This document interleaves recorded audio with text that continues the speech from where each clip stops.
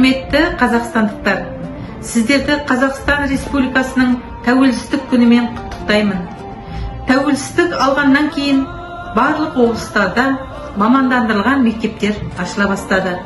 1996 жылы Қазақстан Республикасы президенттің жарлығы негізінде Ақтөбе облысы әкімінің бұйрығымен Ақтөбе облыстық мамандандырылған физика-математикалық мектеп-интернаты ашылған болатын. Бүгінгі таңда 25 жылдық тарихы бар мектеп-интернатының ұстаздары мен оқушылары әртүрлі халықаралық, республикалық, облыстық байқаулардың жеңімпаздары атанып, мектебіміздің абыройын биікке көтерді. Осы жетістіктерімізді тәуелсіздігіміздің 30 жылдық мерекесіне арнаймыз.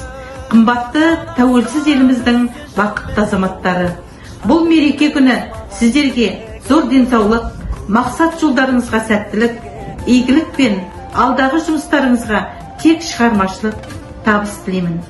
Еліміз гүлденіп, көркейе берсін. Төл мерекеміз құтты болсын. Осы тәуелсіздікке тарту челленджін Ақтөбе облысы мамандандырылған білім инновация лицей-интернатының директоры Қуаныш Нұрланұлына жолдаймын.